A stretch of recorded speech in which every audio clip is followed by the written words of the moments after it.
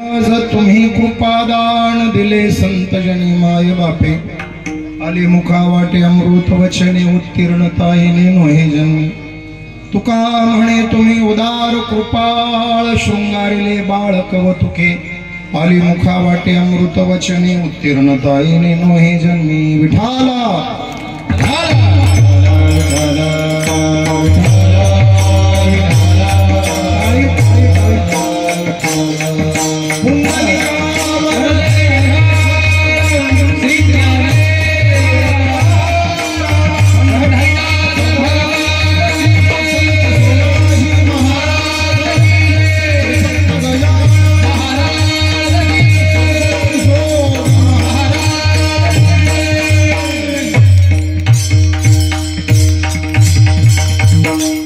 महायोग पीठे तटे भीमरथ्यां वरं पुंडरीकाय दातृं मुनीन्द्रैः समागत्य तिष्ठन्तमानदकन्दं परब्रह्मलिङ्गं भजे पाण्डुरङ्गं।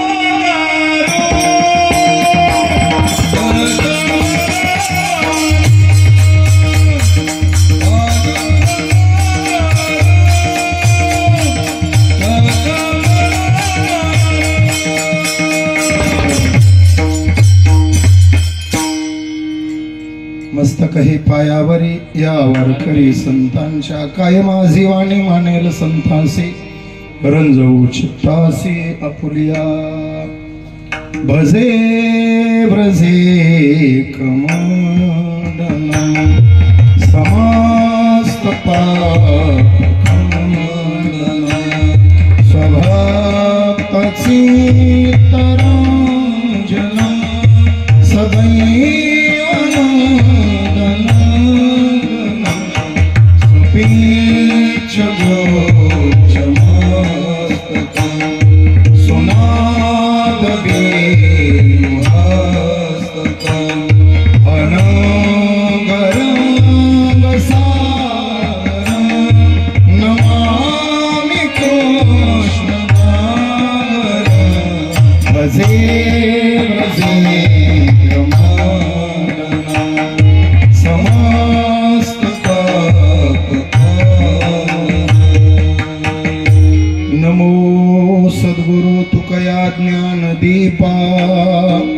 नमो सद्गुरु सच्चिदानंद रूपा, नमो सद्गुरु भक्त कल्याण मूर्ति, नमो सद्गुरु भास्करा पूर्ण कीर्ति।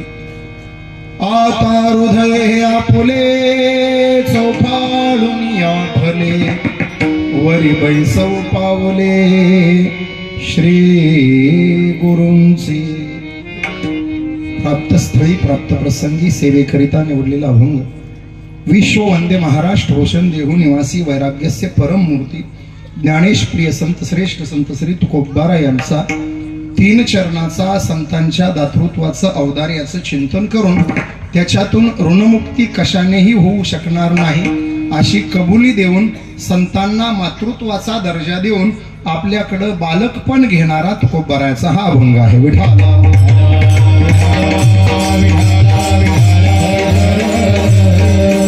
अभंगावरती विस्ताराने चिंतन करण्यापूर्वी महत्वाचा परिहार।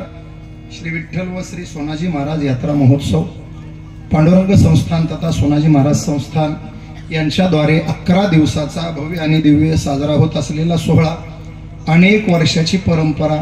भगवान पंढरीश परमात्मा स्वयंभू आपल्या इथं अवतरित झाले। वंदनीय पूजनीय प्रातस्मरणीय नारायण महाराजांच्या द्वारा आणि नारायण षष्ठीलाच या सोहळ्याचा आरंभ होऊन 11 दिवसाचा उत्सव आपण साजरा करतो। बऱ्याच वेळेला दिवाळीला आमच्या बहिणी इथं येणार नाही, पण या उत्सवाला आल्याशिवाय राहणार नाही अशी ह्या उत्सवाची भव्य परंपरा आहे। एक आपली श्रद्धा भावना निष्ठा या उत्सवावरती आहे। त्या अनुषंगानं पांडुरंग संस्थान सोनाजी महाराज संस्थानच्या द्वारा आमचे जीवलग हृदयाभिन्न विनायकजी महाराज यांच्या द्वारा तुमच्या सगळ्यांच्या वतीनं संस्थानच्या वतीनं महाराजांनी आम्हाला संपर्क केला। त्याद्वारा आपल्या सगळ्यांच्या दर्शनाचा योग। व्यासपीठावर विराजमान सर्व संत महंत, मृदंगातला बोलायचंच काम नाही, साक्षात विशाल मृदंग विशाल आहे आणि गाणं सागर आहे. विशाल सागर एकत्र झाल्यावर आता फक्त विशाल सागरामध्ये डुबकी घ्यायची आहे जाधवाला सोबत घेऊन. हार्मोनियमही गोड वाजवतायत, सोबदार 4 आहेत. चांगलं वाटलं मला. संताजी, धनाजी, तानाजी, सूर्याजी. कशेलार मामा तानाजी असं करावं लागेल. हे मामा बाचे दोघं. आमचा अजय साऊंड सिस्टीमला बोलायचं काम नाही. मी मांडकीला त्याच्या सोबत कीर्तन केलं.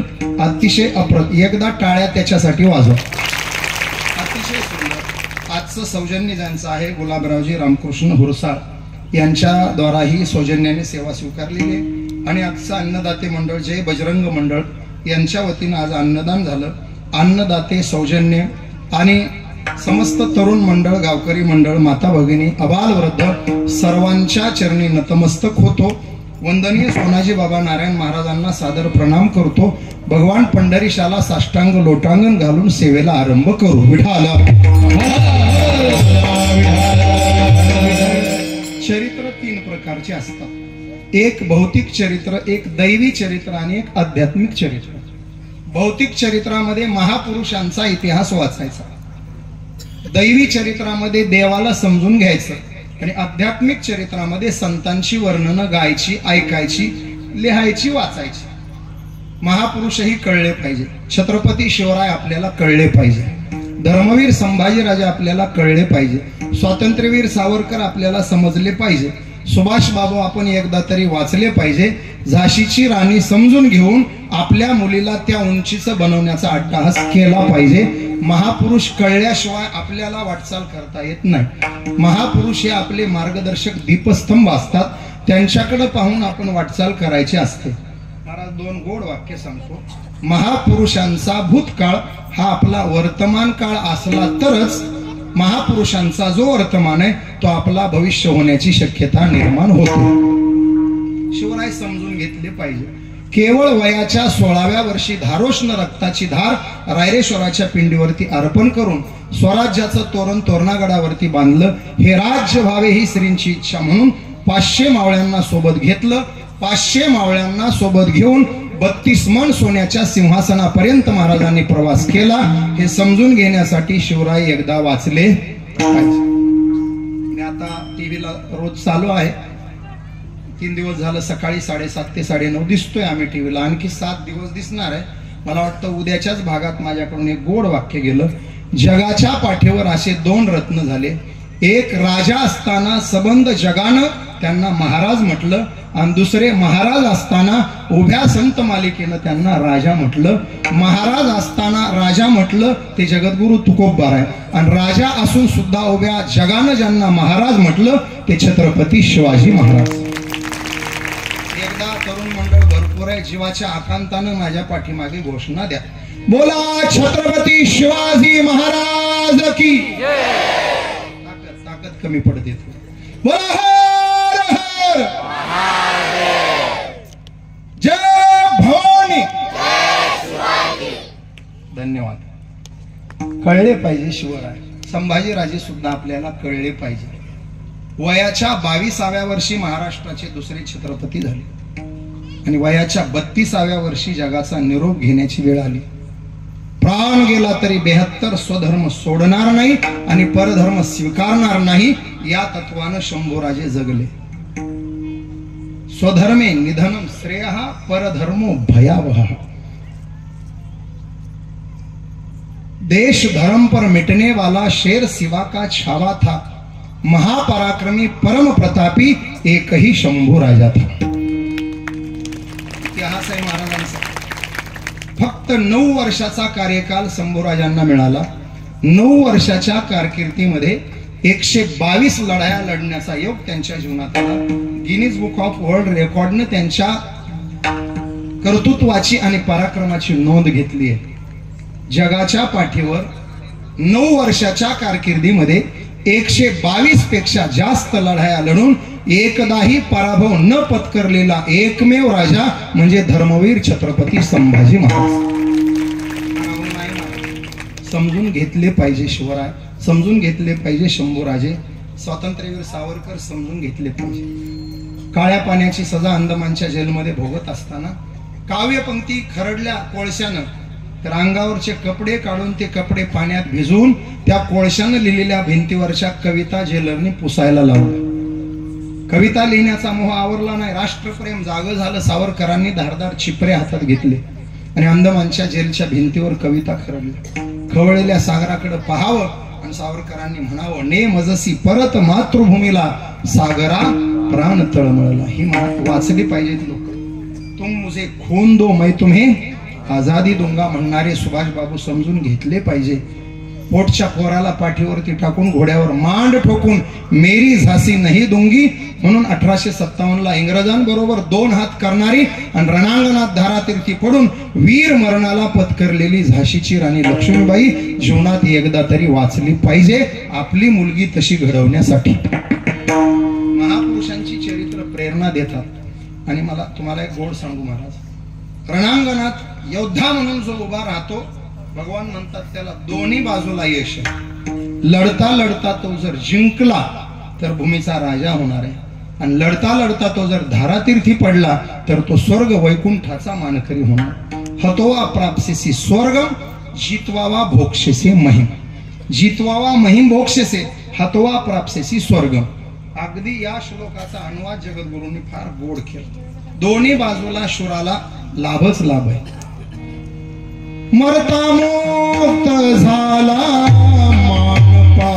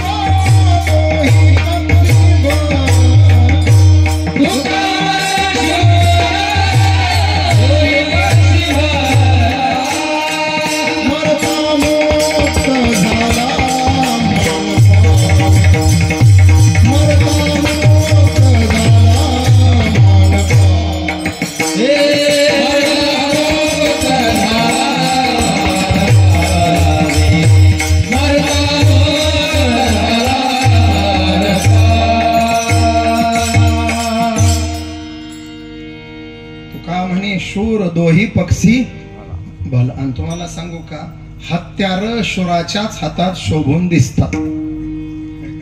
आशोच्चानं मंत्रोच्चार करायचा नाही आणि नपुसकानं शस्त्र धारण करायची नाही. ज्ञानोबरायच्या ओव्या आहेत याच्याबद्दल. का आशोच्चा मंत्रे बीजे कथिली, ना तरी कुमारी हाती दिधली शस्त्रे, का आशोच्चा मंत्रे बीजे कथिली. नपुसकाच्या हातात ढाल दिली, तलवार दिली आणि ते रस्त्यात नाचू लागलं, मी युद्ध कशानं करू, माझे दोन्ही हात गुंतले. प्रमाण आहे त्याला, तुकोबारायचं प्रमाण आहे.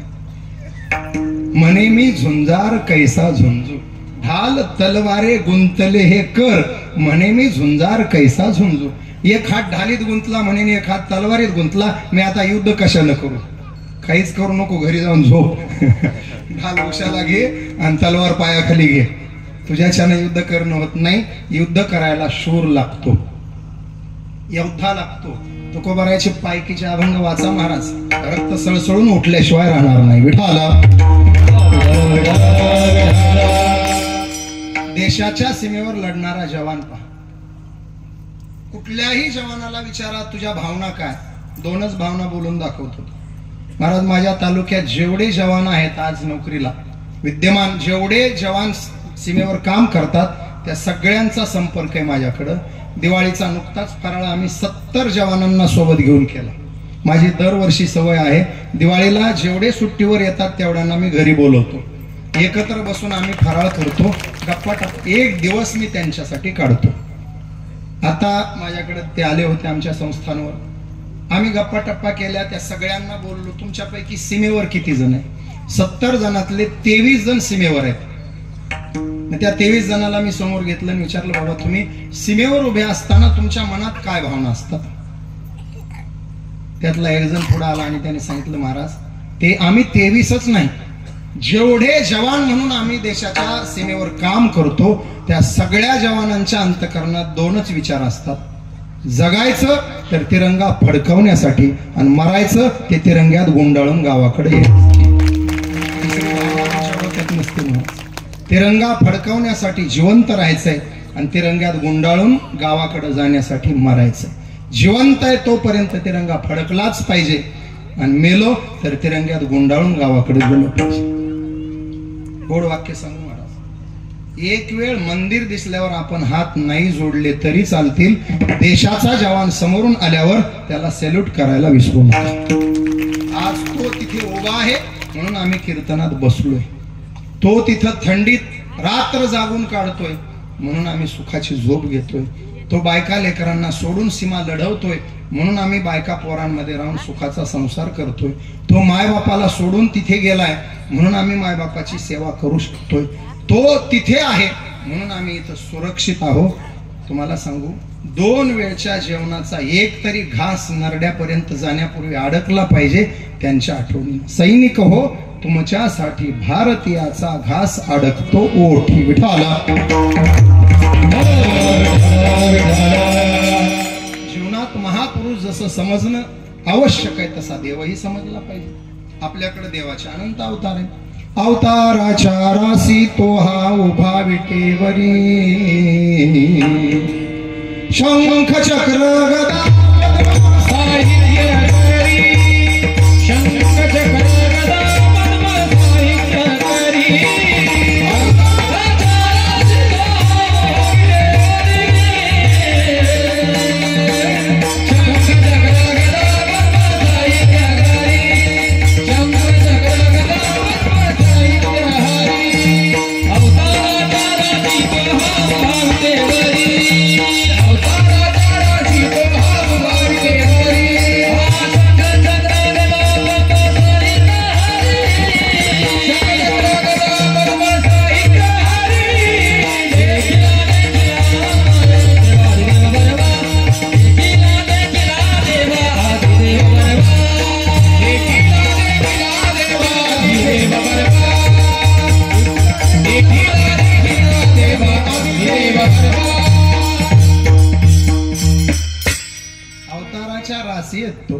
अनंत रूपे अनंत वेसे देखिले म्याद्यासे, बाप रखुमा देवी वरुखून बाणली कैस, नाना अवतारी अवतरला देव. सगळेच अवतार नाही जर पाहता आले तर महाराज म्हणतात किमान 2 अवतार तरी समजून घ्या. दुर्जनाचा येणे करोनी संहार, पूर्ण अवतार राम कृष्ण. राम समजून घ्या आणि कृष्ण समजून घ्या. 2 गोड वाक्य ऐका. राम जगले तसं वागा आणि कृष्ण बोलले तसं जगा. राम जगले तसं वागा, कृष्ण बोलले तसं जगा. कृष्ण वागले तसं वागायचं नाही, नाहीतर सुपीक डोकं चालवाल. त्याला 16,000 बायका होत्या, आम्ही 2 करायला काही अडचण आहे का? माझी काही अडचण नाही. तुमची इच्छा असेल तर आमच्या मराठवाड्यातली देतो एखादी. फक्त 2 करण्यापूर्वी 1 करा. आमच्या कृष्णानं जन्माला आल्यानंतर 7व्या दिवशी पुतनेच्या स्तनातलं विष पिला आणि पचवलं होतं. तुम्ही दुसरं करण्या अगोदर इंडोसल्फान 1 लिटर प्यावं लागेल.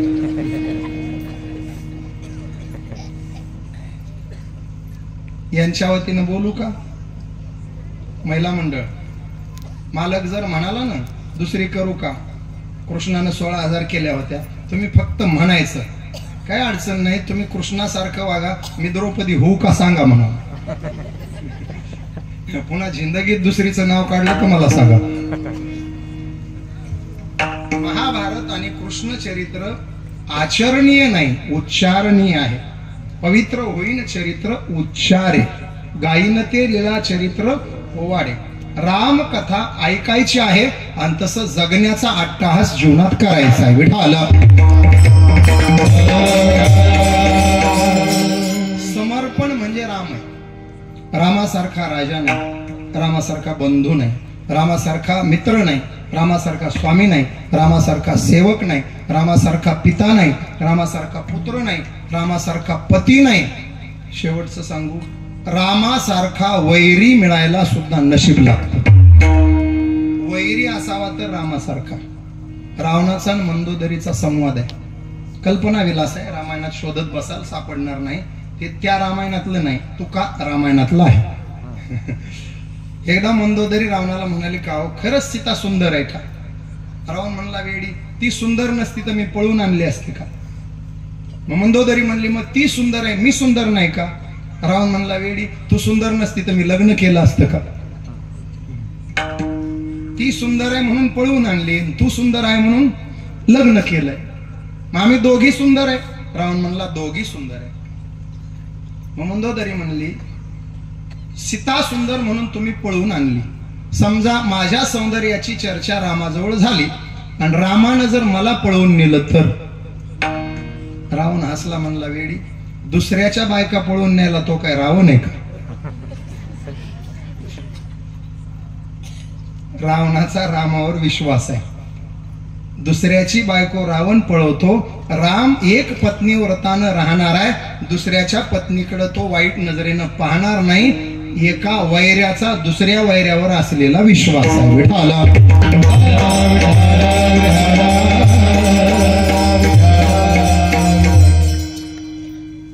राम समर्पित जीवन आहे.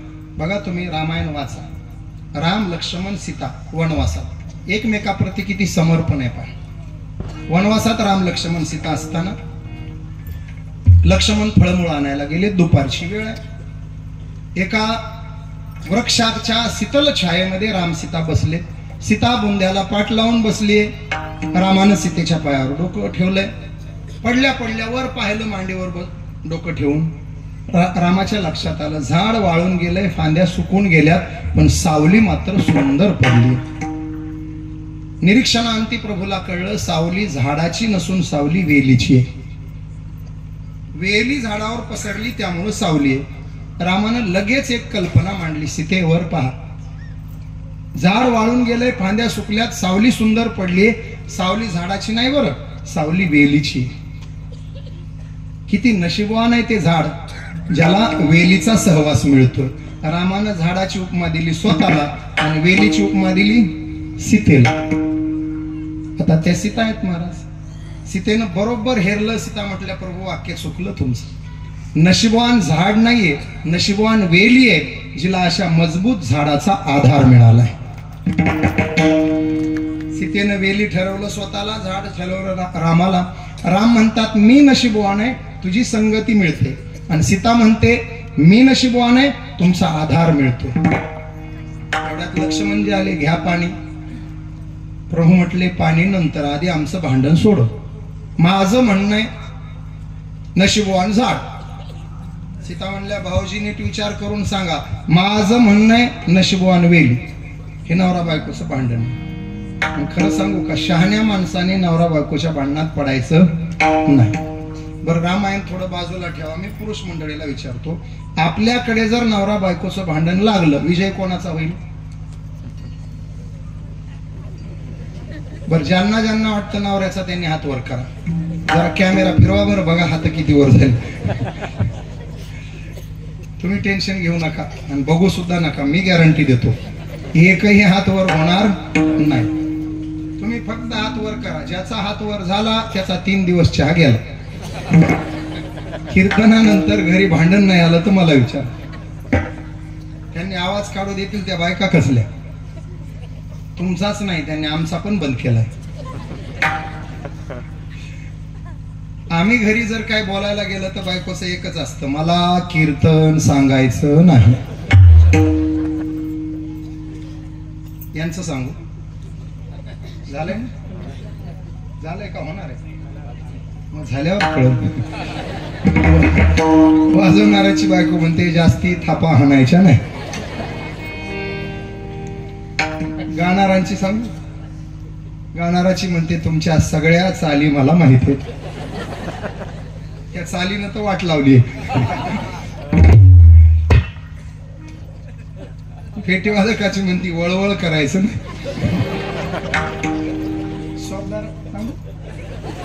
सौदाराची म्हणते नीट उभा राहायचं. विनेकऱ्याचे सांगू तन तन करायचं ना. स्पीकरवाल्याचे सांगू आवाज आवाज नीट ठेवायचा, नाही तर आवाजच बंद करील. वायरमनची म्हणते वायरी ढिल्या झाल्या का. वकिलाची म्हणते कोर्टातच खेचते तुम्हाला. पोलिसाची म्हणते मला कायदा शिकवायचा नाही. आणि न्यायाधीशाची म्हणते निकालच लावते एकदाचा. शिक्षक सांगू का आहेत का असली तर त्यांची बायको, आपल्याला काय करायचं. शिक्षकाची फार गोड बोलते मला शिकवायचं, लेकरं शिकवा, विषयवार आहे का. गणिताचा शिक्षक असेल तर बायको म्हणते तुमचे सगळे सूत्र मला ठाऊक आहे. विज्ञानवाल्याची म्हणते फालतू प्रयोग घरी करायचे नाही. इंग्रजीवाल्याची म्हणते मराठीत बोला. पाणी म्हणा वाटर म्हणाल तर तांबे फेकून. हिंदीवाल्याचा तर लय वनवास. त्यानं आवाज काढला की बायको म्हणते चुप राहिने का. आता तुम्ही विदर्भात तरी थोडंफार हिंदी बोलता, कारण निजामाची राजवट बरेच वर्ष आपल्याकडे असल्यामुळे बरेच शब्द आपण अजूनही उर्दूच वापरतो. वांग म्हणत नाही लोक. बोला बोला. बैंगन बटाटा म्हणत नाही. बैंगन आलू उर्दू शब्द आहेत, ते निजामाच्या राजवटीत. आपण बादली म्हणतो का नाही. बकीट हे सगळे शब्द त्या काळापासून थोडीफार तुम्हाला येत असेल. आमच्या मराठवाड्यात मात्र गुलाबी हिंदी येत नाही बोलल्याशिवाय राहत नाही. आता काही गरज आहे का. सफरचंदवाला मुस्लिम बांधव आहे, त्याच्याकडे गेल्यावर हिंदी बोलायची गरज आहे का. तो महाराष्ट्रात राहतो, त्याला मराठी येतं, येत नसलं तर आलं पाहिजे. त्याला मराठी येतं, येत नसलं तर आलं पाहिजे. तो महाराष्ट्रात व्यवसाय करायचा तर मराठी बोलता आलं पाहिजे. त्याला येतं. आपला माणूस उगाच जाऊन म्हणतोय सेप काय सदी यार बाबा, सेपान हाणला पाहिजे. दोघी आमच्या मराठवाड्यात एक नेतृत्व होऊन गेलो, लोकनेते स्वर्गीय गोपीनाथराव मुंडे साहेब. ते म्हणायचे आम्ही दिल्लीला गेलो, आम्हाला कुठं हिंदी येतं. मराठी घुसवायचं आणि जोर जोरात बोलायचं, झालं हिंदी. महाराष्ट्रीयन माणसाचं हिंदी म्हणजे मुंडे साहेबाचे शब्द वर भागते भागते जा ऱ्या थ्या धपकन गिऱ्या कालवण बी सट्या मडकबी फुट्या. जाऊ द्या मी पतीचं सांगत मला अजून 2 सापडले महाराज. पेंटरची बायको म्हणते थोबाडच रंगविते इथले सोडून. आणि आता परवाच एक सापडलं. परवा दाढी करायला नव्याच्या दुकानात बसलो. त्याचं फार छान. आगे दुकान और पीछे मकान, पुढं दुकान मागं घर. त्याचं मधून बायको काहीतरी आरडाओरडा करत होती. ते सगळं त्याच्यान माझ्या कानावर येत होतं. तो वैतागून माझी अर्धी दाढी तशीच ठेवली त्याने. एक साईड मारली आणि एक साईड ठेवली, मध्ये गेला. तिला म्हणला पाया पडतो तुझ्या आरडू नको, महाराज दाढी करायला बसलेत. ती मधून म्हणली बसले तर बसले, काय फुकट दाढी करणार आहेत का, तुम्ही फुकट करणार आहे का, तुमचा धंदा करा, पण माझा तुम्ही वनवास केला. मी तशीच अर्धी दाढी घेऊन मध्ये गेलो. मी म्हणलं वहिनी का रडायला लागला, बाहेर आवाज येतोय. ती म्हणली माय बरं झालं महाराज आलात, ह्याकडून केसानं गळा कापलाय माझा. परवा सापडलंय मला. जाऊ द्या, नवरा बायकोचं भांडण. राम सीतेचा वाद मिटे ना, लक्ष्मण म्हणजे आले. घ्या पाणी प्रभू म्हणले आमचा वाद मिटव. माझं म्हणणं आहे नशिबवान झाड. सीता म्हणाल्या माझं म्हणणं आहे नशिबवान वेली. लक्ष्मणानं मधला मार्ग पाणी बाजूला ठेवला, हात जोडले आणि इतकं सुंदर वाक्य बोलला. लक्ष्मण दोघांना हात जोडून म्हणाला दादा वहिनी, लक्ष्मणाच्या नजरेतून विचार केला तर झाडही नशिबवान नाही, वेलीही नशिबवान नाही. अशा मजबूत झाड आणि सुंदर वेलीच्या सावलीमध्ये विश्रांती घेणारा माझ्यासारखा प्रवासी महानशिबवान. याला म्हणायचा राम अवतार, तो समजला पाहिजे. आणि कृष्ण तर आगाध आहे, त्याच्याबद्दल काय बोलायचं. नवल केवडे केवडे, नवल केवडे केवडे, नवल केवडे केवडे, नवल केवडे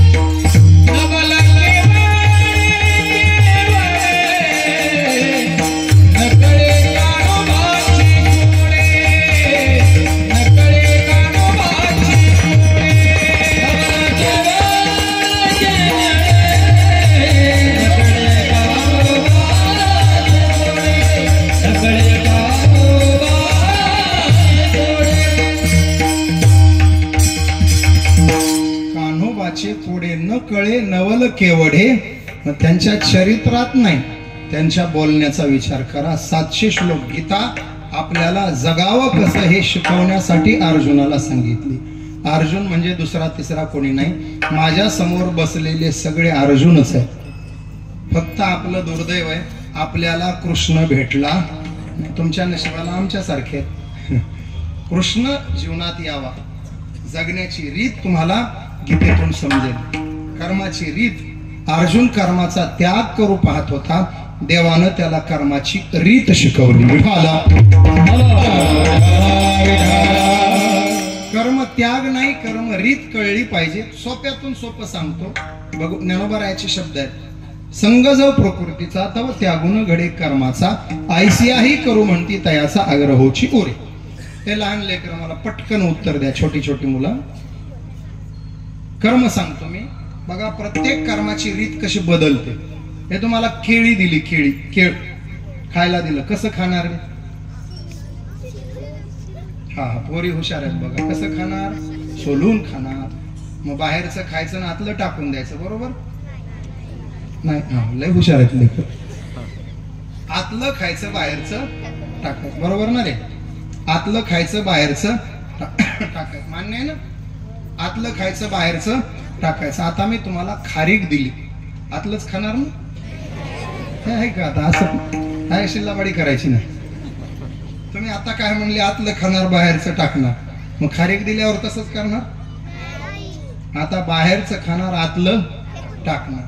बर जाऊ द्या. आता मी तुम्हाला आंबा दिला, आता आतलं खाणार की बाहेरचं? म्हणतील डोकं बंद झालं. आता बाहेरचं टाका, आतलं टाका, मधल्यावर ताव मारा. बरं जाऊ द्या पोरांनो, आता सगळं सोडून द्या. मी तुम्हाला पेढा दिला, काय टाकून देणार?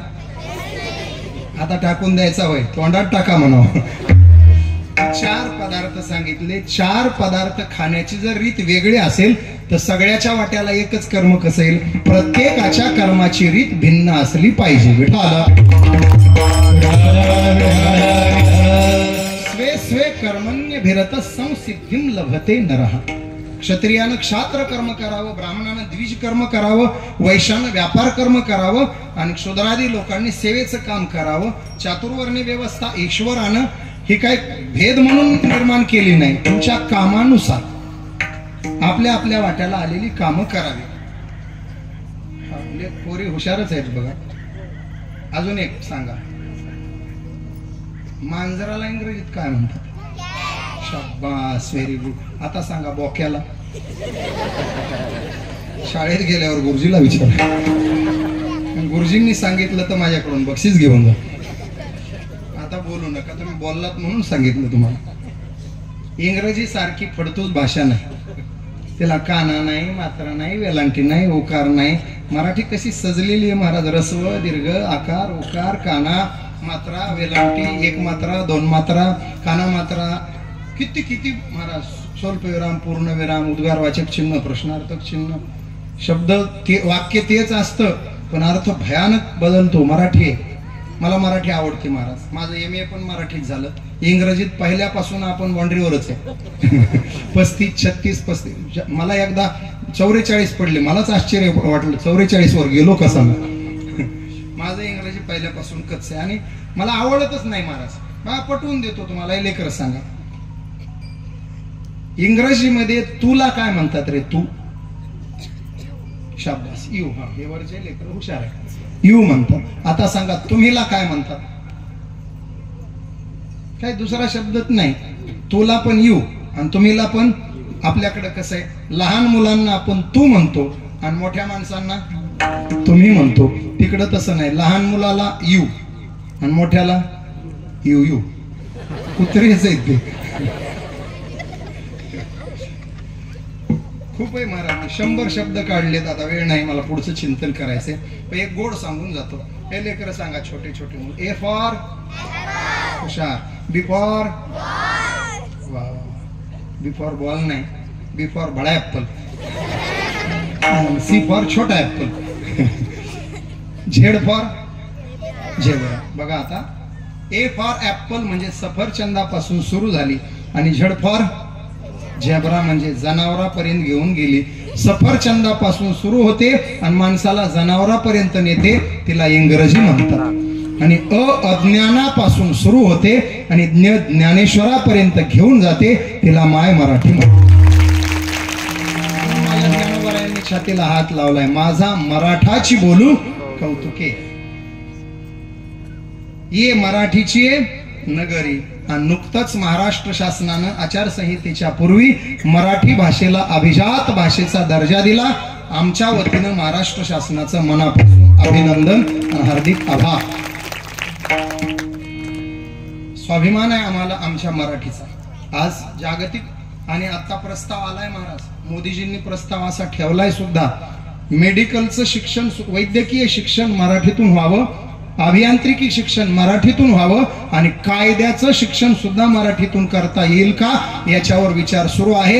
या 3 क्षेत्राचं काम जर मराठीतून सुरू झालं तर आपल्याला मराठी असल्याचा स्वाभिमान आणि अभिमान वाटल्याशिवाय राहणार नाही. वैद्यकीय, अभियांत्रिकी आणि कायदा, लॉ, इंजिनिअरिंग आणि मेडिकल या 3 क्षेत्राचं शिक्षण जर मराठीतून सुरू झालं तर घराघरात डॉक्टर, घराघरात इंजिनियर आणि घराघरात वकील, न्यायाधीश झालेले आपल्याला पाहायला मिळतील. विठाला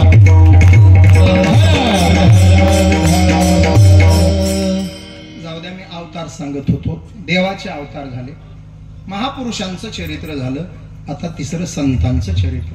संतांचं चरित्र गुणगान व्हावं, त्याचे 2-4 फायदे सांगतो.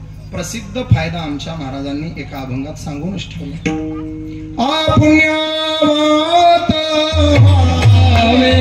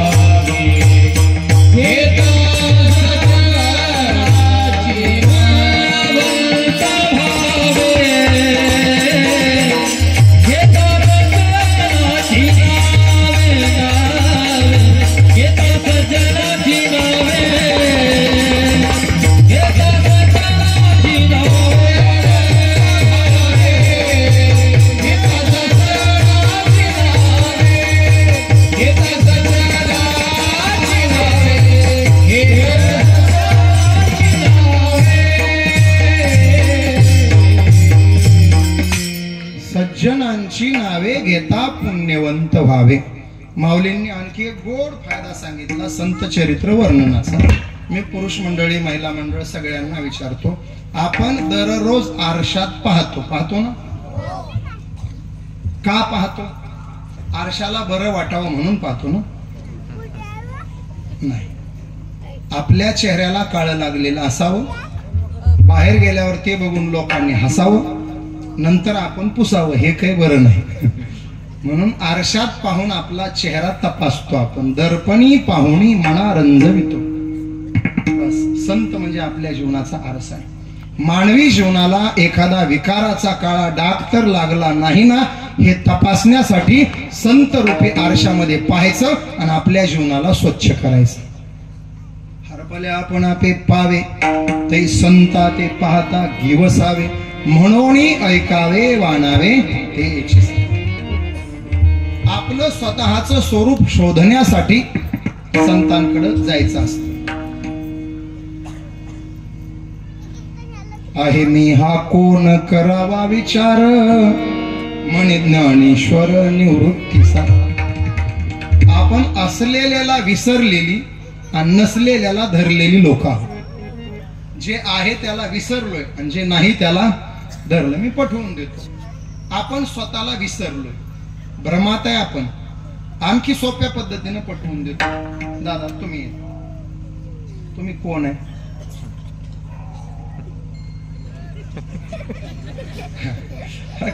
अवघड प्रश्न नाही दादा. बरं जाऊ दे, इकडे तुम्ही कोण? शाबास, शोभदाराव. त्यांना लक्षात आलं लगेच, लाल ड्रेस, पगडी वगैरे, हातात काठी, चोपदार. आणि मी त्यांची चूक काढणार नाही, उग काठी हाणली तर.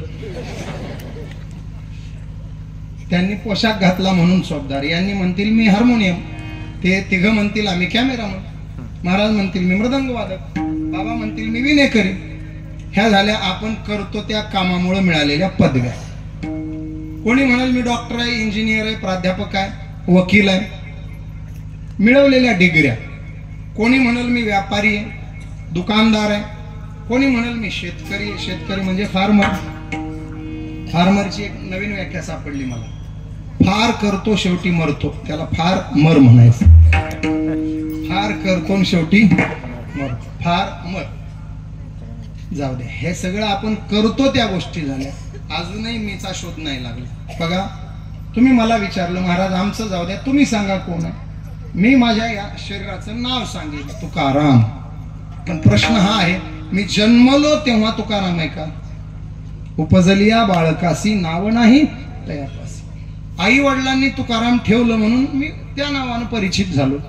समजा आई वडिलांनी याचं नाव तुकाराम ऐवजी दगड्या ठेवलं असतं तर आज तुमच्या भालेगावामध्ये कीर्तन कोणाचं झालं असतं? दगडू महाराज म्हणा. एवढाल पोरीन दगड्याचं म्हणतात. महाराज कोणी लावायचं?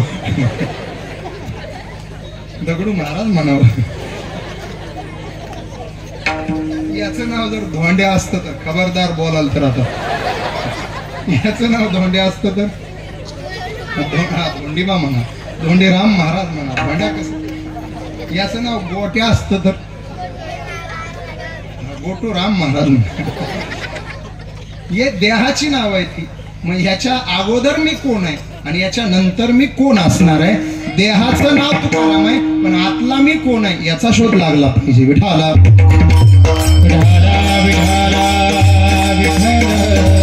मी वासुदेव तत्व कळो येईल विचारी. आहे ठाऊक सौभाग्य या संता, नाही तुझा अनिक मागुता, नाही तुझा अनिक मागुता. विचारिता कळो येईल. विचारल्यावर कोणाला विचारावं लागेल? ज्यांना ठाऊक आहे त्यांना. सौभाग्य या संता ठाऊक आहे, त्यासी विचारिता कळो येईल मी तत्वतः वासु. मीचा शोध लावण्याकरता संतांची जीवनात गरज आहे. विठाल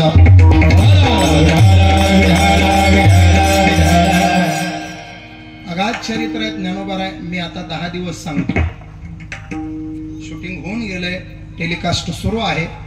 दिनांक 11 तारखेपासून दररोज सकाळी 7:30 ते 9:30 20 तारखेपर्यंत झी टॉकीज या चॅनलवरून माझ्या मुखातून माऊली ज्ञानोबरायांचं जीवन चरित्र ज्ञानदेव डोळा पाहू या विषयावर चिंतन दररोज 2 तास सुरू आहे. उद्यापासून 7 दिवस अजून पाहायला मिळेल. अवश्य पहा. सकाळी 7:30 ते 9:30. लाईट सकाळी राहत असेल तर घरी टीव्हीवर पहा, लाईट राहत नसेल तर मोबाईलवर पहा. G5 ॲपला गेलात तर G5 ॲपवरती झी टॉकीज तुम्हाला पाहायला मिळतं, बघू शकता. उद्यापासून 7 दिवस सलग 20 तारखेपर्यंत माऊलींचं चरित्र तुम्हाला ऐकायला मिळेल. संतांची चरित्र ऐकावी, वाचावी. भगवान म्हणतात तेही प्राणापरोते आवडती मज निरुते, जे भक्त चरित्राते प्रशंसिती. भक्त चरित्राते जे प्रशंसिती ते मज प्राणापरोते आवडती. भगवंतानं छाती ठोकपणे गीतेत ज्ञानेश्वरीत आपल्याला आश्वासित केलंय. विठाला तुम्हाला जोग महाराजांच्या चरित्रातला गोड प्रसंग सांगतो. काय असतं, संतांच्या वर्णनानं आपली वाणी पुनीत करून घ्यायची असते आणि आपण पाप निवृत्त व्हायचं असतं. तुका म्हणे पापे जाती संतांची जपे. जोग महाराजांच्या जीवनात असा एक प्रसंग घडला. एकदा महाराज आळंदीच्या जवळ एक खेडेगाव, त्या गावच्या सप्ताहाची तपपूर्ती लोक महाराजांकडे भेटायला गेले. महाराज आमच्या गावच्या सोहळ्याची तपपूर्ती आहे, आपली कीर्तनाची सेवा हवी आहे. महाराज म्हटले कधी आहे बाबा तुमचा सप्ताह? लोक म्हणाले रामनवमीला आरंभ, हनुमान जयंतीला काल. महाराज म्हणले अरे ह्या 7 दिवसात भजन्या मिळणार तर महाराज कुठून मिळायचे? ती जोग महाराज सातो बाबा, तुम्ही कुठल्याही 4 महिन्यापूर्वी कीर्तन सुरू केलेल्या महाराजांना विचारा चैत्रामध्ये, महाराज एखादी तारीख डायरी फुलय म्हणते. गायक तर मिळतच नाही महाराज. आहेत कार्यक्रम 35,000चा सप्ताह आहे आपल्याकडे, बघा जमते नाही मिळत महाराज. अवघड आहे ते काळ. जोग महाराजांनी डायरी दाखवली, हे बघ 7ही दिवस गेले. कार्यकर्ते आगाव असतात महाराज. एक कार्यकर्ता म्हणला, महाराज ते 22 तारीख आहे ना, त्या गावाला दिली तुम्ही, त्या गावात फक्त 50 घर आहेत, कीर्तनाला 100 लोक राहतील. आमचं गाव 8,000 लोक वस्तीच आहे, किमान 5,000 लोक नक्की कीर्तनाला राहतील. तुम्ही काय करा, ती तारीख कट करा आणि आम्हाला द्या. महाराज हसले, म्हटले बाबा एका गावाला दिलेली तारीख कमी करून बदलून दुसऱ्या गावाला द्यायला मी काय 2024 मधला महाराज नाही. पैसे वाढले की तारीख बदलली, मोठा सप्ताह आला की छोटं गाव वजा झालं असं नाही जमत. तो वैतागून म्हणला, हो तिथे लोकच किती असतात. महाराज म्हणले, लोक नसू दे, मंदिर तर असेल, देव तर असेल. आमचं कीर्तन लोकांसाठी नसतं, देवासाठी असतं. आम्हाला देवासाठी त्या गावात. कार्यकर्ते म्हणले, बघू कशी देत नाही तारीख. गेले निघून. दुसऱ्या दिवशी 2 गाड्या भरून कार्यकर्ते हजर.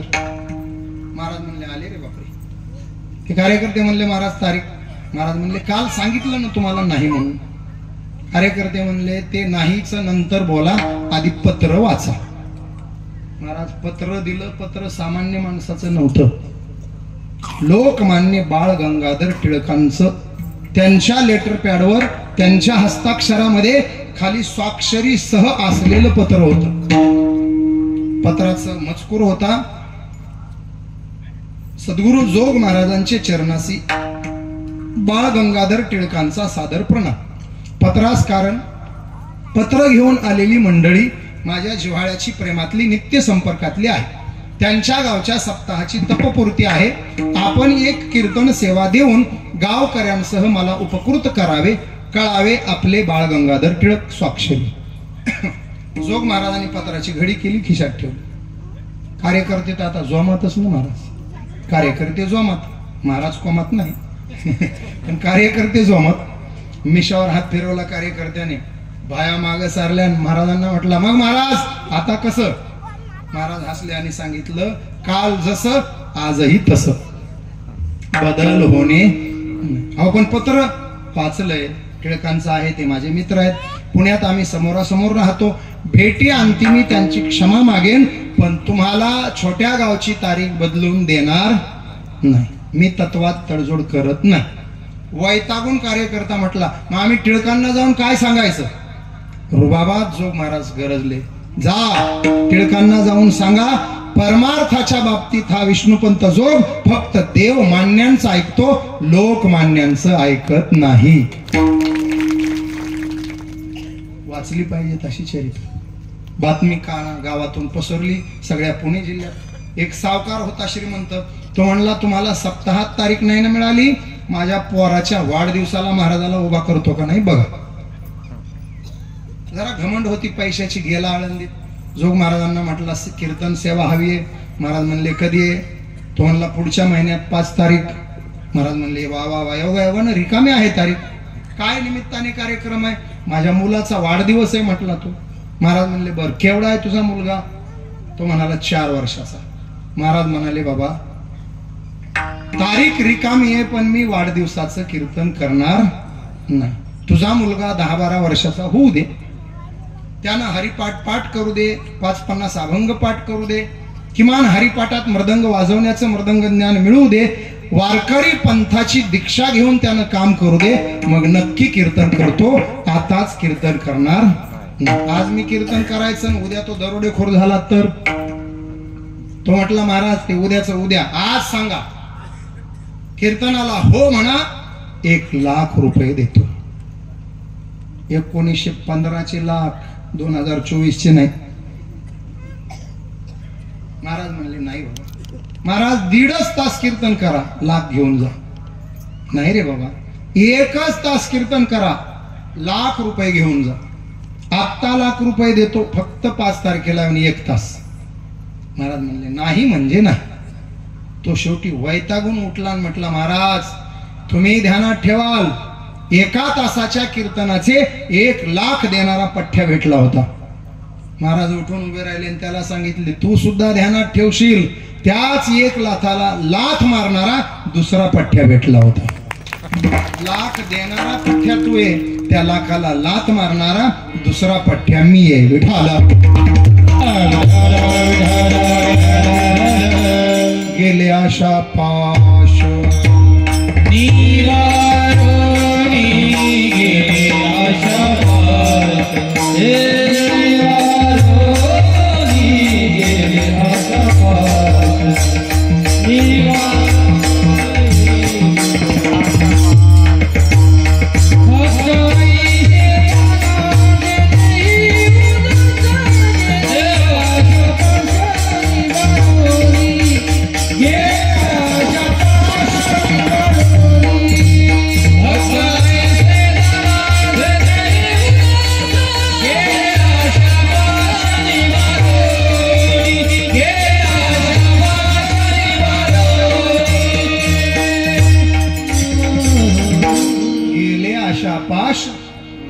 संत समजून घ्यावे. तुम्हाला 2 वाक्य सांगतो. देवही देतो आणि संतही देतात, पण संतांचं देणं देवाच्या देण्यापेक्षा अनंत असतं. कृपादान केले संती कल्पांती सरेना या संताचे हे देणे कल्पतरुणी तुणे परिसा परिस अगाध देणे चिंतामणी ठेंग. इतर लांबच्या गोष्टी जाऊ द्या, हातच्या काकणाला आरसा कशाला. याच भूमीचं वैशिष्ट्य पहा ना. नारायण बाबा सारखा महात्मा या भूमीमध्ये वावरला म्हणून जगाचा बाप स्वयंभू रूपामध्ये नारायण बाबासाठी या भूमीमध्ये प्रकट झाला. प्रकट कुठं सावरगावला झाले देव, आणि तिथून उचलायला पण नारायण बाबाच, आणि नारायण बाबासाठीच इथं आले. भाग्यवान मंडळी आहेत महाराज. आपण आयुष्याच्या शेवटच्या श्वासापर्यंत दोघांना तुम्ही विसरू नका. जगाचा बाप एका महात्म्यासाठी या गावात आला म्हणून पांडुरंगाला विसरू नका, आणि ज्या महात्म्यासाठी तो जगाचा बाप इथे येऊन उभा राहिला त्या महात्म्याला एक विसरू नका. 11 दिवसाचा सोहळा म्हणजे तुमचं त्या महात्म्याप्रती असलेलं समर्पण आहे. किती वर्ष झालं चालू आहे आणि किती वर्ष चालणार. देवानं दिलं म्हणजे काही फार मोठं काम नाही, देणं हे त्याचं काम आहे. संतांनी दिलं हे विशेष आहे. बघा देव देतो. उदार तू हरी ऐसी कीर्ती चराचर, त्याचं काम आहे ना. होतो देणं हे काम आहे. देतो म्हणून तर तो देव आहे. ज्यानं ज्याचं काम केलं काय विशेष आहे. हा आपले विशाल बाबा आहे, मृदंग वाजवत आहे. कीर्तन झाल्यावरती माझ्याकडे आले आणि मला म्हणू लागले माग महाराज वाजवलं का नाही मृदंग. मग तुम्हाला काही जेवायला बोलवलं होतं का. वाजवायलाच बोलवलं होतं. हे 2 चोपदार मला म्हणू लागले राहिलो का नाही उभे 2 तास. मग लाल कपडे कशाला घातले. मी जर म्हणू लागलो सातो महाराज केलं का नाही कीर्तन, मग तुला 400 किलोमीटरवरून बोलवलंय कशाला. काय प्रचाराला बोलवलंय का, कीर्तनालाच बोलवलं. आजू राव आमचा म्हणू लागला महाराज लावली का नाही सिस्टीम. मग तुला लावलंय कशाला. वाजवण्यासाठीच लावलंय. ज्याचं काम त्यांनी केलं फार मोठेपणा केला नाही, उलट ठरलेलं काम नाही केलं तर काम चुकारपणा होईल. विठाला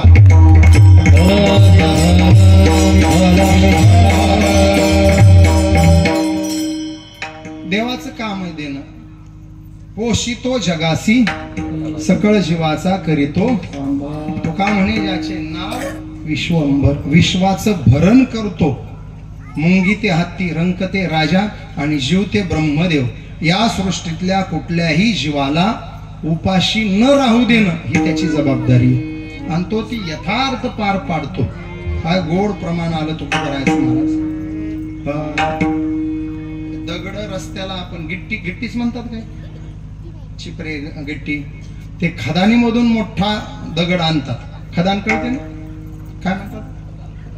विचारलेलं बरं. भागाभागात शब्द बदलून राहतात. आमच्या परळी भागात माणसं मेल्यावर जाळतात. इथं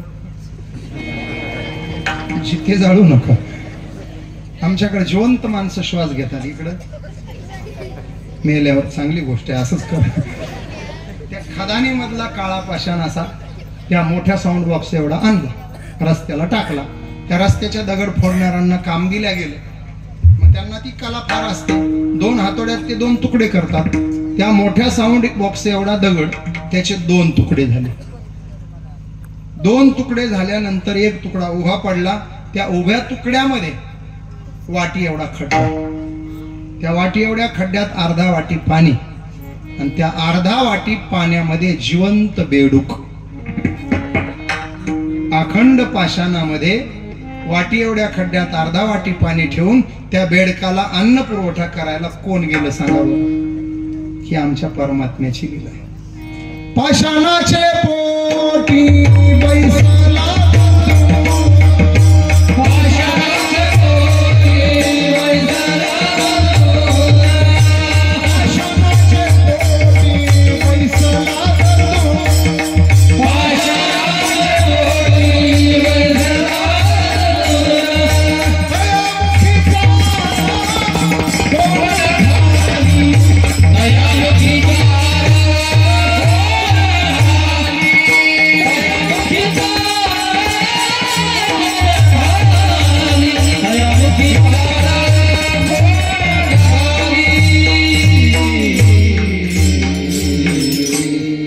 पाषाणाचे पोटी बैसला दर. देवाचं काम आहे, तो देतो, दिलं कौतुक नाही.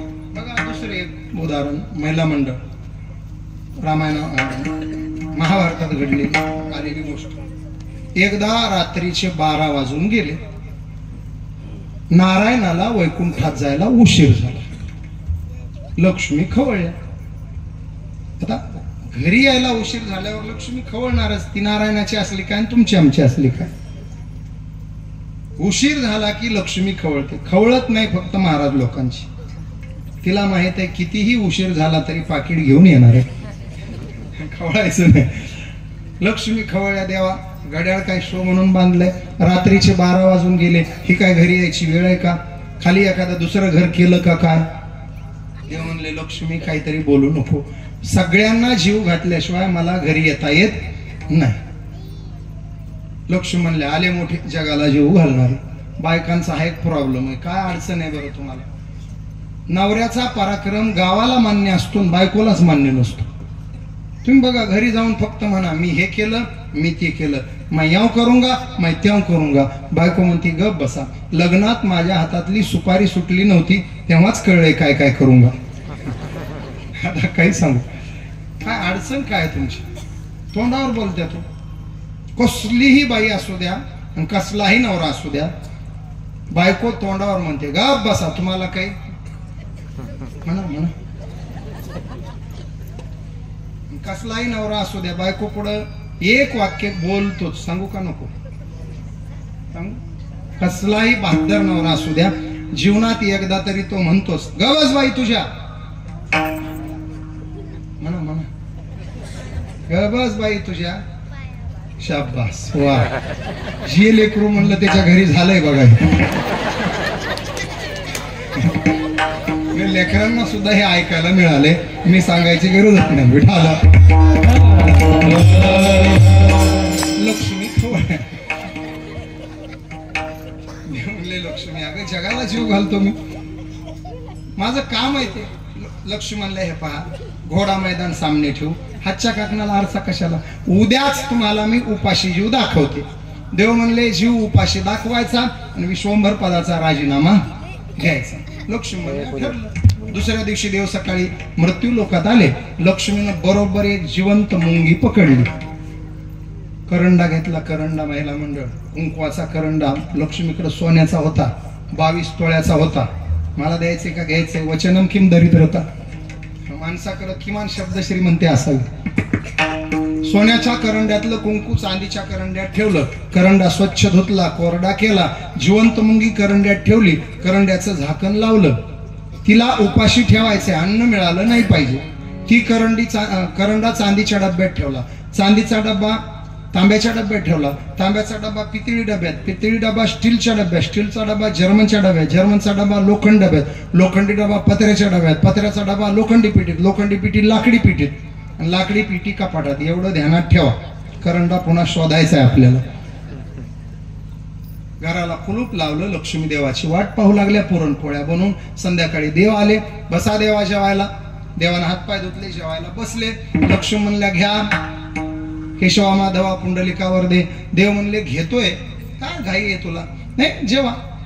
वरण भात देवाना आमटी भात हातात घेतला आणि लक्ष्मी म्हणले देवा सगळे जेवले का? देव म्हणले लक्ष्मी सगळे जेवल्याशिवाय मी बसत नाही, तुला माहित आहे ना. उगा एखादं मुंगी बिंगी राहिली का आपलं चौकशी केली, चोराच्या मनात सांग. देव म्हणले कोणी राहिलं नाही, टेन्शन देऊ नको, खाऊ दे. देवानं घास घेतला. लक्ष्मी म्हणले आता जमलं, आता मुंगीकडे जाणार, मुंगी घेऊन येणार, उपाशी मुंगी यांना दाखवणार आणि यांचा राजीनामा घेणार. लक्ष्मी गेल्या, घर उघडला. तर ते मला मदत करा ना. लाकडी पिटीत लोखंडी पिटी, लोखंडी पिटीत पत्र्याचा डबा, पत्र्याच्या डब्यात लोखंडी डबा, लोखंड डब्यात जर्मनचा डबा, जर्मनच्या डब्यात पितळेचा डबा, पितळी डब्यात तांब्याचा डबा, तांब्या डब्यात चांदीचा डबा. सापडला भाऊ एकदा. आणि चांदीच्या डब्यामध्ये सोन्याचा करंडा. करंडा काढला, असा असा असा उघडला आणि असा हातावर धरून पाहिला. काठोकाठ साखर भरलेली करंड्यात आणि साखरेच्या ढिगावर मुंगी बसलेली. जणू काय पश्चिम बंगालमध्ये ममता बॅनर्जीच बसल्या.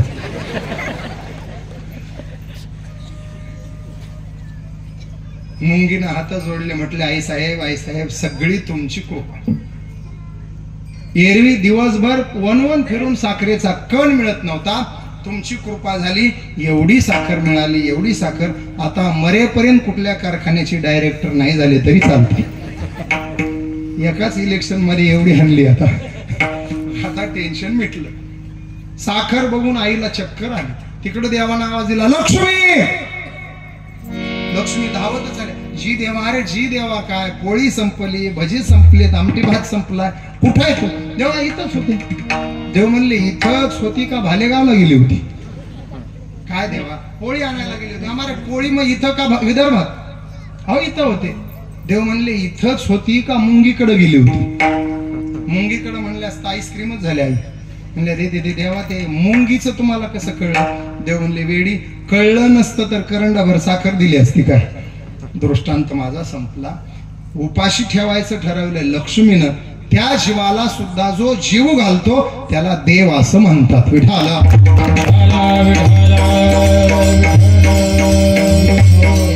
पण त्या देवापेक्षाही देण्यामध्ये ज्यांचा हातखंड असतो त्यांना संत म्हणतात. तुका म्हणे आम्ही देवाहूनी बळी राहिलो निराळी अशा.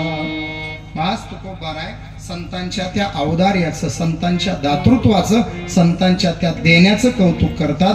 ज्ञानोबारायाच्या दरबारात तुकोबाराय उभे आणि माऊलींना म्हणतात तुम्ही भगवंतापेक्षाही पुढच्या कृपेचं दान आमच्यावर केलंय पाहिजे. आजीचे हे माझा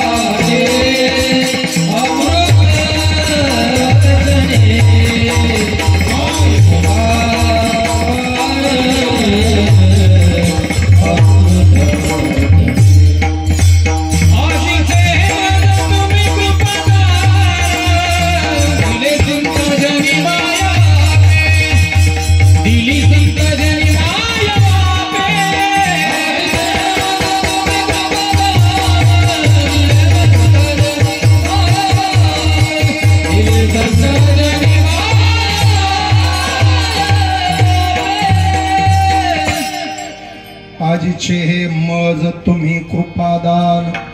देवापेक्षाही देण्यात संतांचा हातखंड आहे. कृपेचं दान तुकोबाराय म्हणतात तुम्ही दिलं. कृपा 4 प्रकारची असते. शब्द कृपा, हस्तकृपा, नेत्रकृपा आणि स्पर्श कृपा. संतांचा हात डोक्यावर पडला, हात ठेविला मस्तकी प्रसाद देवनी केले. माथा हात ठेविला नोहे थापटीला जैसा. लावणीया हात कुरवाळीला माता. सांगितली चिंता न करावे. हे गोड वाक्य सांगू का मला. संतांचा हात डोक्यावर पडल्यानंतर माणसाचं कल्याण होईल नवल नाही, जनावराचं सुद्धा कल्याण झाल्याशिवाय राहत नाही. रेड्या मुखी वेद बोलविला, गर्व द्विजांचा हरिला. शांती रूपे प्रगटला ज्ञानोबा माझा, साधकाचा माय बाप. तरुषणे हरेता होता कृपा तुमची. पशु बोले वेद, निर्जीव चाले वेती, महिमा अगाध. माऊलीचा हात पाठीवर पडला, मुक जनावर वेद बोललं आणि जड भिंती चालायला लागली.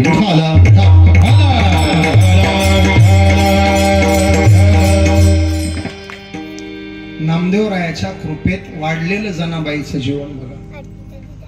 शाळेत कुठं तुम्हाला नाव सापडणार नाही, पण जनाबाईच्या अभंगाचे अर्थ लावायला गेलं तर आमच्या सारख्यांची मती गुंग झाल्याशिवाय राहणार नाही. जगाचा बाप जिच्यासाठी भारावून गेला, फक्त गुरुकृपेचं वैभव. महाराज काय केलंय जनाईनं? गुरुकुलात शिकल्या, विद्यापीठात शिकल्या, शास्त्राध्ययन केलं, काही नाही. 15 माणसाच्या कुटुंबात फक्त सेवा करत गेल्या. दासी जनी ही पदवी झाली. कबीरजी म्हणतात लोक तिला जनी दासी म्हणत असतील, लोक तिला जनी दासी म्हणत असतील, पण हा कबीर तिला जनी दासी नाही म्हणणार, सर्व संतांची काशी ही पदवी देणार. बघा मी तुलना सांगतो, कम्पेअर करून, तुलना करून सांगतो. एका बाजूला 33 कोटी देव ठेवा आणि एका बाजूला जनाई ठेवा. रोज आता कार्तिक महिन्यात चालू आहे, आपण काकडा केलेलाच आहे. दररोज काकड्यामध्ये ह्या घटना घडतात, आपण वाचतो. वळवटापासून महाद्वारापर्यंत सुरवरांची दाटी उभे जोडून 33 कोटी देव हात जोडून वाळवंट ते महाद्वार उभे. नुसते देव नाही, त्यांच्या बायका पण. पंचप्राण आरत्या घेऊन देवस्त्रिया येती, भावे ओवाळीती राई रखुमाईचा पती. अजून यादी संपलेली नाही, फार मोठे मोठे लोक आहेत. शुकसनकाधिक नारद तुंबर भक्ताच्या कोटी, कवाडा आडून पाहता ते जगती. एवढ्यावर यादी संपली नाही, मोठा बाबा पण आलाय. रंभादिक नाचती उभ्या जोडोनी हात, त्रिशूळ डमरू घेऊन आला गिरजेचा कांत, आला गिरजेचा कांत. अजून दरवाजा उघडलाच नाहीये. राही रखुमाबाई तुम्हा येऊ द्या दया, शेजे हालवून जागे करावे. रंभा उर्वशी सकट गंधर्व आणि शंकर पार्वती, देवस्त्रिया देव, शुकसंकारिक नारद तुंबर, एवढे लोक पहाटे 4ला विठोबाच्या दारात, आणि विठोबा 3:30 वाजल्यापासून जनाबाईच्या घरात. कोण मोठं? देव त्याच्या दारात आणि तो जनीच्या घरात. बरं, ह्या आरत्या वळणार आहेत, चंदन लावणार आहेत, नैवेद्य अर्पण करणार आहेत. ती काय देणार आहे यातलं? काहीच नाही. तिची भानगड वेगळीच आहे. तिला जात्यावर दळायला पार्टनर नाही, सोबतीन नाही, म्हणून आरडाओरडा चालला तिचा. येऊ का नाही मी दळे ना एकली दळिता शिमले हात लावी वहिली, येऊ का नाही दळे नाही. महिला मंडळ संख्या तुमची भरपूर आहे. आम्ही 2 कडवी पुढे म्हणतो, तुम्ही मागे म्हणा. जात म्हणाल की म्हणाल का? हो. तुम्ही म्हणणार नका म्हणू. असले दाढीवाले जात्यावर बसविलं, जात उठून नेतील, खुंटा देतील फेकून कुठं. आपलं यांनी शांत राहा, तुम्ही म्हणा. आपण पुढे म्हणू महाराज सगळे आणि आई साहेब मागे म्हणते. सुंदर माझे जाते ग फिरते बहुत,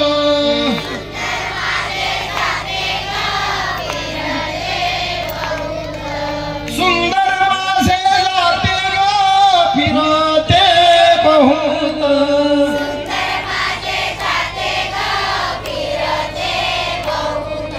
ओव्या गाऊ कौतुके तू ये रे बा विठ्ठला,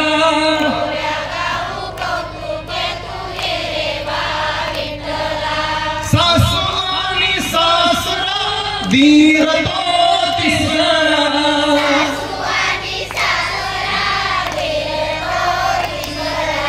ओव्या गाऊ भरतारा तू ये रे बा विठ्ठला,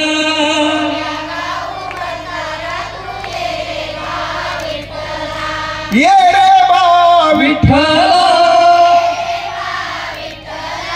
ये रे बा विठ्ठला, ये रे बा विठ्ठला, तू ये रे बा विठ्ठला,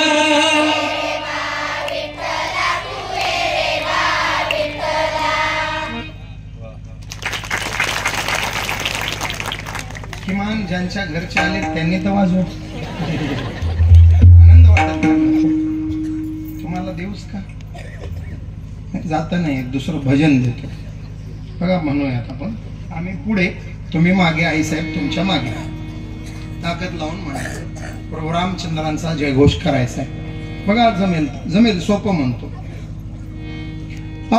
श्रीराम जय राम जय जय राम, श्रीराम जय राम जय जय राम,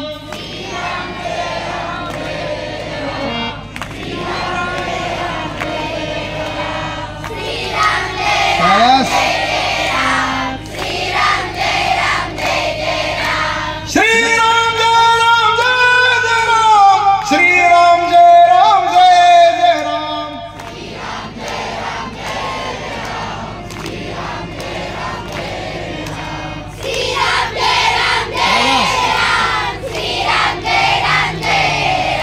श्रीराम जय राम जय राम.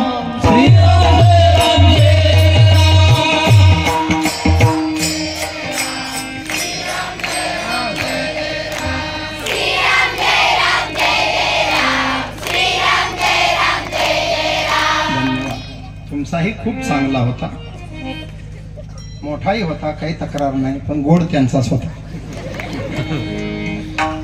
जनाईचं सांगत होतो मी, देव समोरून दळायला बसायचे, महिला मंडळ जात्यावर गाणे म्हणताना तुम्ही, त्यातले त्यात बंधू प्रेम जास्त. माझ्या भावाच्या दाराला आणि सोन्याच, आपल्यापेक्षा महिला हुशार बर का. गायकाचं एकाचं प्रमाण पाठ असेल आणि मागच्याचं नसेल तर मागचा म्हणत नाही, शांत उभा राहतो. पण त्यांचं तसं नाही, पुढचीचं गाणं पाठ असू द्या मागचीचं नसू द्या, ते आपलं जोडून घेते. नरे नरे नरे नरे नरे नरे चालू. एकदा तर एक वारकरी बाई दळायला बसली आणि एक आपलं सर्वसाधारण बाई, वारकरीनं पुढं सुरू केलं. माझा भाऊ आळंदीला, माझा भाऊ ग देहुला, माझा भाऊ ग पंढरीला, माझा भाऊ ग औंढ्याला, माझा भाऊ ग परडीला, माझा भाऊ ग शेगावाला. एवढे गाव तिला कुठं पाठ आहेत ती बिचारी. ती हुशारच होती, तिनं बरोबर डोकं लावून सुरू केलं. जिथं जिथं तुझा भाऊ तिथं तिथं माझा भाऊ. रात्रभर फिरव तुझ्या भावाला, म्हणले माझा आहेच माग. आता देवाचं जनाबाईचं असं झालंय, जनाई पुढं गाणं म्हणते आणि देव पाठीमागे म्हणतोय. पांडुरंग आमचा पिता, रखुमाई आमची माता. आणि देवही माग तसंच म्हणतो, पांडुरंग आमचा पिता, रखुमाई आमची. घ्या जात डोक्यात घालून. रखुमाई त्याची कोण आहे? हा भानावर राहतोय कुठं? देवाला बेभान करून स्वतःच्या कुटुंबाचा विसर पाडण्याचं सामर्थ्य जनाबाईच्या अंगी आलं. केवळ गुरु कृपेचा प्रसाद. विठाला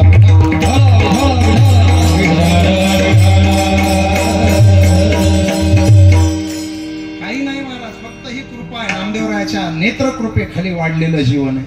तो दिठी वाजयावरी झळके, का माथा पद्म करू पारखे, तो जीवची परी तुके महेश. सहज बोलणे हितोपदेश महावाक्याचे नावे गुरु कृपेचे थावे माथा हात ठेविला नव्हे थापटीला जैसा. महावाक्य बोलणं ही शब्द कृपा आहे, डोक्यावर हात ठेवणं ही हस्त कृपा आहे, संत चरण रज लागता ही स्पर्श कृपा आहे, आणि कृपा कटाक्षने हळिले आपुले पदी बैसविले ही नेत्र कृपा आहे. ह्या सगळ्या कृपेचं दान संत साधकाला देतात. आजीचे हे मज तुम्ही कृपादान विठाला.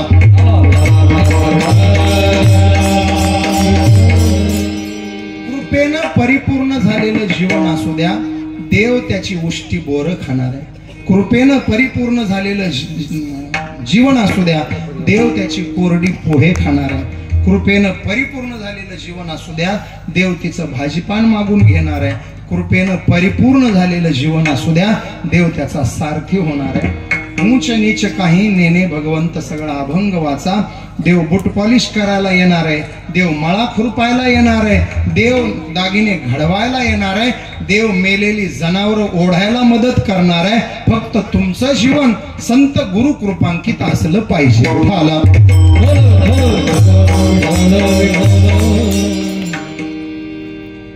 आम्ही कीर्तन करतोय पण समाजावर परिणाम का होत नाही?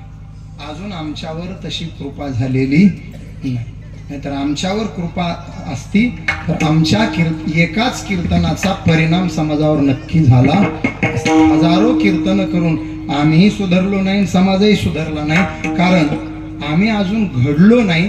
त्याच्यामुळे आमच्याकडून समाज घडत नाही. आम्ही ज्या दिवशी घडू त्या दिवशी आमचं एक वाक्य समाज घडवायला कारणीभूत ठरेल. आमची कीर्तन खाली आणली, आम्हीच आणली खाली, आणि तुमची ऐकण्याची पातळी जरा खालावली. काय झालंय महाराज? बावळटांचा पैसा उचल्यांचा खोराक, बेवकूफों का पैसा अकलमंदों का खोराक होता है. तुम्ही ऐकण्याची उंची वाढवा गड्या. तुम्हाला सिनेमाचे गाणे गोड लागायला लागले, तुम्हाला बाष्कळ बालिश विनोद गोड लागायला लागले, मग आम्हाला पातळी सोडून खाली यावं लागलं. महाराज माझ्या कीर्तनाची चाकोरी आहे. मला सिनेमाचं गाणं सोडा, सिनेमाच्या गाण्याची चाल सुद्धा जमत नाही. पांडुरंगा करू त्याच्यामुळे थांबलं होतं. सिनेमाच्या गाण्याची चाल सुद्धा मला सहन होत नाही. आम्ही एवढंच, आम्हाला माहित आहे आमच्यामुळं संप्रदाय काय मोठा होणार नाही, पण आहे त्या संप्रदायाला आमच्यामुळं गालबोट लागणार नाही एवढी खबरदारी आम्ही घेतली पाहिजे.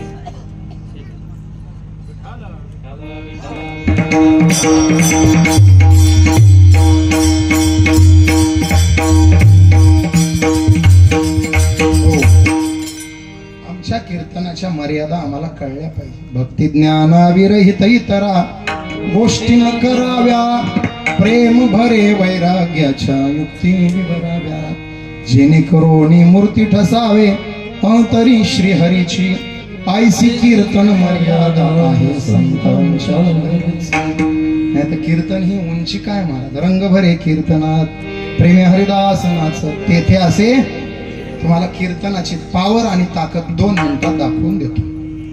नामदेव कीर्तन करी, नामदेव कीर्तन करी, पुढे देवानाच पांडुरंग, पुढे देवानाच पांडुरंग.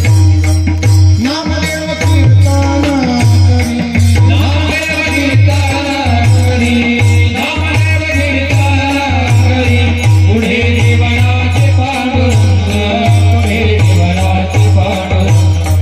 नामदेव कीर्तन करी, जमीन मध्ये ज्ञानदेवा बोला.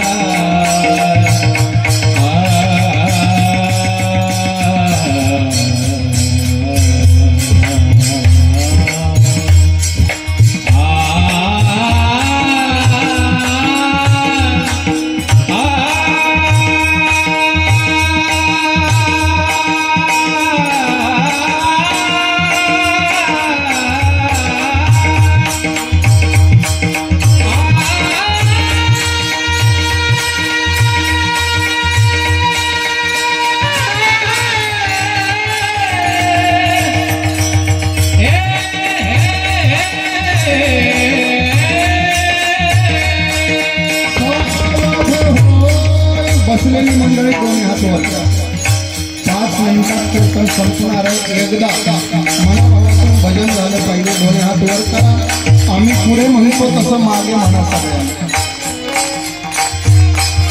पांडुरंग पांडुरंग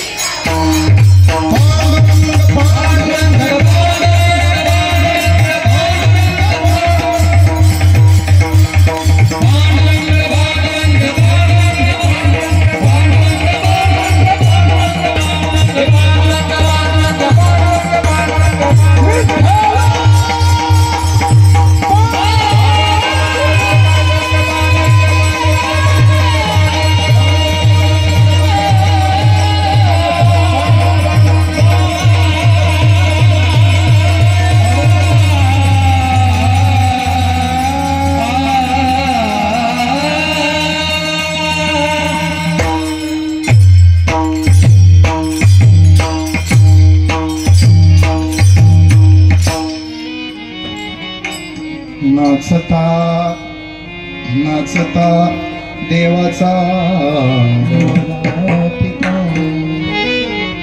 प्रसादिक कीर्तन हवे आणि त्या कीर्तनात देवानं येऊन तेथे नाचावं आणि पितांबर पिटेपर्यंत बेभान व्हावं. अशा कीर्तनाची आज गरज आहे. आणि अशी कीर्तनं तेव्हा होतात जेव्हा संत कृपा फळाला येते. संत कृपा झाली संप्रदायाची आपल्या जीवनाची इमारत त्या दिवशी फळाला येते. त्यात तुकोबार आहे त्या अनुषंगाने बोलतात. आजीचे हे मज तुम्ही कृपादान दिले संत जनी माय बापे विठोबा.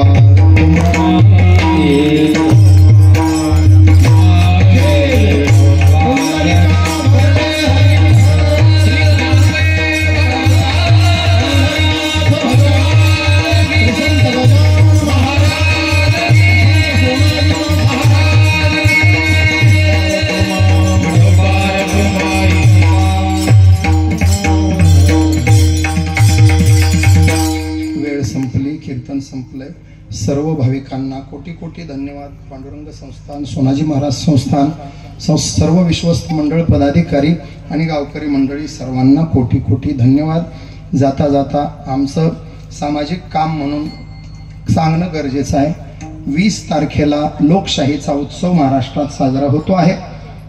मतदान करणं हा आपला लोकशाहीनं आपल्याला दिलेला अधिकार आणि हक्क आहे. तेव्हा महाराष्ट्राच्या सबलीकरणासाठी, भारताच्या सबलीकरणासाठी सर्वांनी घराबाहेर पडायचं, कंटाळा करायचा, जास्तीत जास्त मतदान करायचं. कोणाला करायचं तो तुमचा वैयक्तिक प्रश्न आहे, पण मतदान चुकवायचं नाही, केलंच पाहिजे हे सांगणं आमचं कर्तव्य आहे. मतदान चुकवू नका एवढी तुम्हाला विनंती. एकदा घोषणा द्या आणि ज्ञानेश्वर माऊलीनं फक्त मग सुरुवात उपक्रम आपण जवानांच्या प्रति कृतज्ञतेने केला. उपसंहार भारत माते प्रति आदर ठेवून करायचा. बोला भारत माता की, भारत माता की, हर हर हर हर, जय जवान. धन्यवाद. ज्ञानेश्वर गण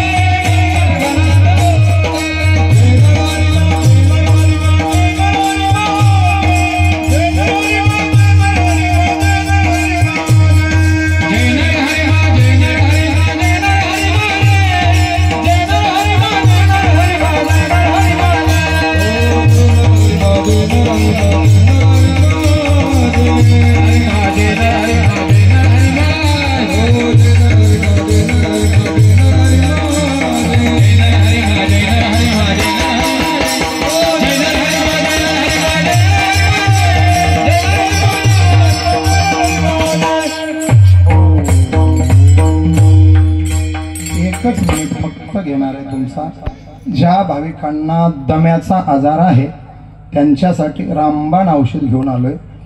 थंडी सुरू झाली, दमा वाढायला लागला, अनुवांशिक असेल तर फारच त्रास देतो. 3 बाटल्या घेऊन ठेवा. समोर गाडी उभी आहे, गाडीत औषध आहे. तिसऱ्या दिवशी दम्यामुळे श्वास घ्यायला त्रास होणारा माणूस अंथरुणाला जर पडलेला असला तर तिसऱ्या दिवशी उठून गावभर चक्कर मारून येईल, एवढं ते औषध गुणकारी आहे. आयुर्वेदिक आहे, साईड इफेक्ट कसलाही नाही. 6 प्रकारच्या तुळशीचा रस काढून बनवलेलं औषध आहे.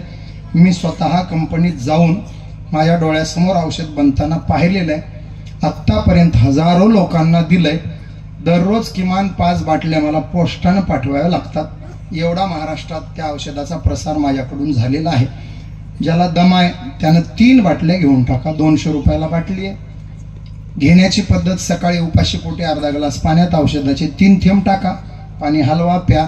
त्याच्यावर अर्धा तास चहा, कॉफी, जेवण, दूध घ्यायचं नाही. औषध घेतल्यावर अर्धा तास पाणी सोडून काही घेऊ नका. दम्यावर रामबाण औषध आहे. ज्याला पित्ताचा त्रास आहे, जळजळ होतं, मळमळ होतं, डोकं हातोडे मारल्यासारखं दुखतं, त्यांना औषध सुरू करा. तिसऱ्या दिवशी तुम्हाला फरक पडेल. ज्याला अजीर्ण होतं, अपचन होतं, करपट ढेकरं येतात, गॅस होतो, ॲसिडिटी होते, पोट मोकळं होत नाही, त्यानं ते औषध घ्या. तिसऱ्या दिवशी फरक पडेल. ज्याला शुगर कायम 300-400च्या पुढं असतो त्यानं औषध सुरू करा. 8व्या दिवशी तुमचा शुगर 200च्या आत आलेला असेल. ज्याला बीपी आहे त्यानं घ्या. बीपी कंट्रोल करण्यामध्ये ते औषध काम करतं. आणि सगळ्यात महत्त्वाचं, पहिल्या स्टेजचा कॅन्सर असलेल्या लोकांवर सुद्धा ते गुणकारी आहे. फक्त कॅन्सर 100% बरा होत नाही, पण ते औषध जर सुरू केलं तर औषध अखंड घेत राहा. औषध चालू आहे तोपर्यंत कॅन्सर कणभर सुद्धा वाढत नाही. मी आत्ता माझ्याकडे 25 पेशंट आहेत. 3 वर्षापासून त्यांना औषधं देतोय. 3 वर्ष झालं त्यांचा कॅन्सर आहे तसाच आहे, वाढला नाही. आता बरा व्हायचं औषधच नसल्यामुळे तो बरा होत नाही, पण आमच्या औषधानं तो वाढत नाही. ही माझी बॉन्डवर लिहून घ्यायची गॅरंटी. मला औषध विकून पैसे कमवायचे नाही. चांगलं औषध लोकांपर्यंत जावं एवढीच आमची तळमळ आहे. त्यातून काय 5-7 रुपये मिळतात ते आमचा ड्रायव्हर आणि त्याचे ते पाहून घेतो. माझं काम आहे चांगलं औषध लोकांपर्यंत न्यायचं. खूप लोकांना त्याचा लाभ झाला, म्हणून आवर्जून पित्तावाल्यांनी घ्या, दम्यावाल्यांनी घ्या, शुगर बीपीवाल्यांनी घ्या. कॅन्सर फर्स्ट स्टेजचा आहे त्यांनी सुद्धा घ्या. गाडीत ड्रायव्हर आहेत. औषध 200 रुपयाला आहे. माझ्या सांगण्यातून काही राहिला असेल तर त्याला विचारा, तो सांगेल. सर्वांना पुनश्च कोटी कोटी धन्यवाद. सेवेला कृपया सर्वांना हात जोडून विनंती आहे, कृपया 2 मिनिटं कोणीही आपापल्या जागेवरून उठू नका. आपल्या आजच्या या कीर्तन सेवेचे जे सौजन्य होतं